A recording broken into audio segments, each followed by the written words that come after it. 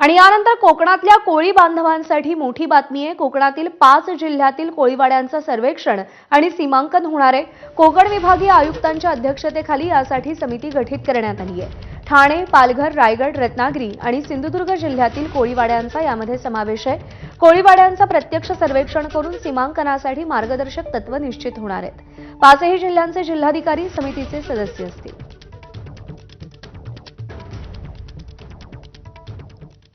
जिल्हा परिषद आणि पंचायत समितीच्या निवडणुका पुढे ढकलल्याचा फटका शिक्षकांना बसत असल्याचं दिसतंय। निवडणूक ड्युटी आणि टीईटी परीक्षा एकाच काळात आल्यानं अनेक शिक्षकांची परीक्षा बुडण्याची शक्यता निर्माण झाली आहे। 7 आणि 8 फेब्रुवारीला टीईटी परीक्षा असताना निवडणूक प्रक्रिया 7 ते 9 फेब्रुवारी दरम्यान सुरू राहणार आहे। त्यामुळे परीक्षा की ड्युटी असा कठीण प्रश्न शिक्षकांसमोर उभा ठाकलाय। त्यामुळे एकीकडे टीईटीची परीक्षा देणं न्यायालयानं बंधनकारक केलेलं असताना निवडणूक ड्युटी लागल्यानं शिक्षकांसमोर यक्ष प्रश्न निर्माण झालाय। मात्र परीक्षा पुढे ढकलण्याचा निर्णय केंद्र सरकारच्या अखत्यारीत असल्यानं केंद्र सरकार काय भूमिका घेणार हे आता पाहावं लागेल। एकीकडे टीईटी सक्तीची करताय आणि दुसरीकडे परीक्षेच्या दिवशी निवडणुका घेताय।